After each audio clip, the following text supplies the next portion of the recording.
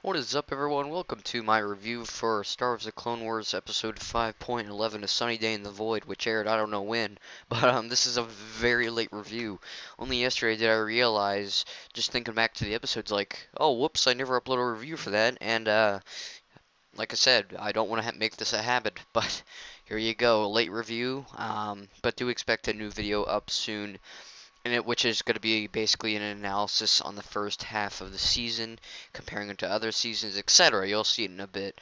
But we're going to go ahead with the review.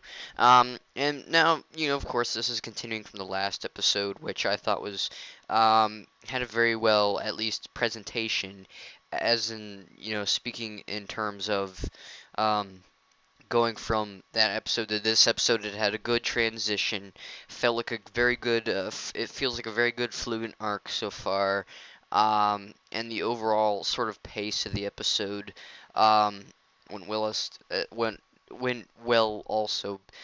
Because if you look at it, the first act of this episode is they get in the asteroid field. They crash land on a Bufar, or the Void, if you will.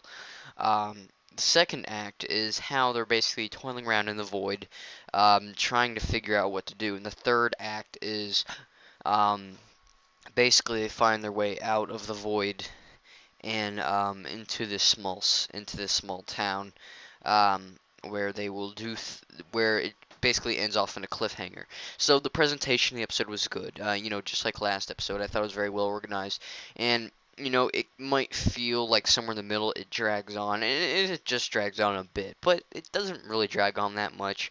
But for what they could have done with this episode, compared to what they actually did, they did a great job. It felt very classic, like they're trying to base it off of sort of like the works of Mobius, like this desolate place. There's nothing, just nothingness, a long desert, just nothing. And you also work sort of those sci-fi Star Wars elements into there, such as the possibility that they have no footprints, they have no foot tracks.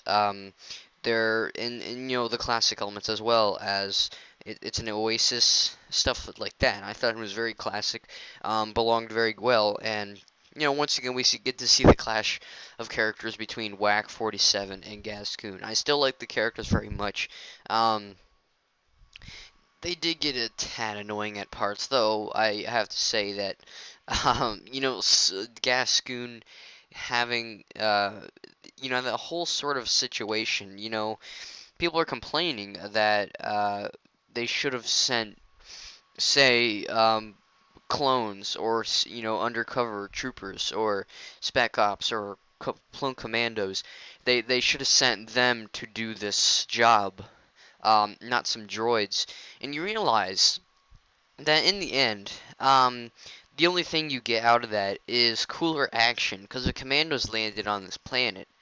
What are they? They're just a bunch of commandos, and if you actually think about it, that becomes a much more boring situation.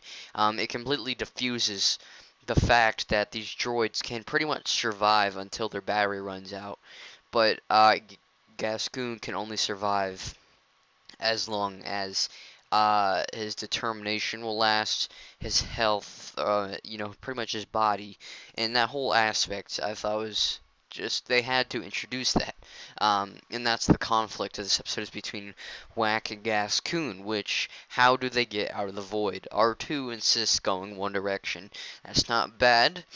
Um, Trying to ignore making a One Direction reference, but and and you definitely see how there's the three ideas here: Whack, Gascoons, and R2 plus the other droids.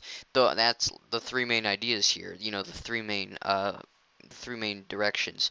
Whack, all in all, though, he kind of stands up for the droids. He just does it in his own witty way. And Gascoon, he feels that he can do it on his own, but he can't. He needs these droids as much as he doesn't like them to get out of the void.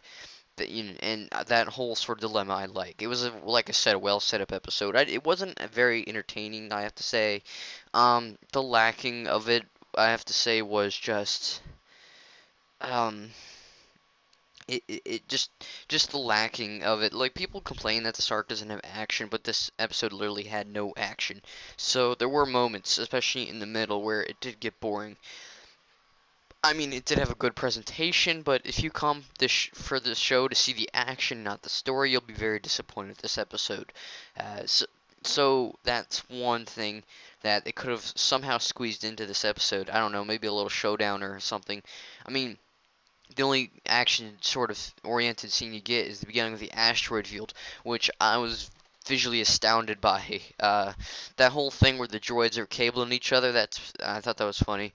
Um, R2-D2, he always pulls the dead weight around, though he's the good droid. Though you were rooting for the droids, to stay alive throughout that sort of mess. Um, it's kind of funny how they said they don't leave tracks, yet in this picture, it's clear that they have shadows. So, and it's kind of funny also because on Stars.com they said, I was reading I forget, I think I was reading, yeah, I was reading the databank on Abafar, and they said that the whole like the cloud atmospheric barrier on the planet turns the sunlight into this big orange glow. So really, you would have like a huge like shadow. It wouldn't be right under you. It would be this big shadow. Well, actually no. Actually, there should be really no shadow because light's coming at you from every direction. Uh, but I don't know. I'm just being too picky. But really, all in all, there wasn't too much to say about this episode. For what little animation we get, for what, for the uniqueness of this episode, for the difference of it, and for the ending at least, I think this had a good presentation. It had a lot of good stuff, despite being sort of all the voidness it was. Um, and out of it, I give it a 7 out of 10.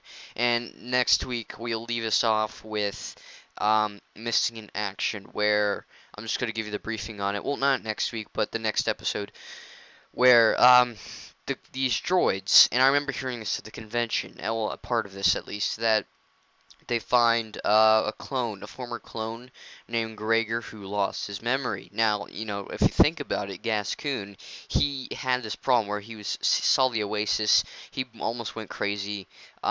Maybe a similar thing happened to this guy Gregor, but at the convention, it does not say this on Wikipedia, but at the convention they did say that he never originally was a commando. So you realize in the next episode they're gonna have to teach this guy who lost his memory to be a commando. Now, somehow the armor gets there. But maybe he was a commando, maybe Dave Filoni lied to me, but it'll be interesting to see how that works. I'm excited to see how this arc ends. A lot of people are excited to see when Gregor comes in. He's a very cool character. Lost his memory, and yet he was a clone.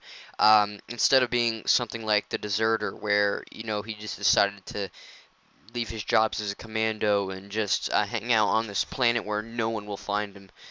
But they'll have to get him to get off the planet. So that'll be the next episode, and that'd be my review. So thank you for watching.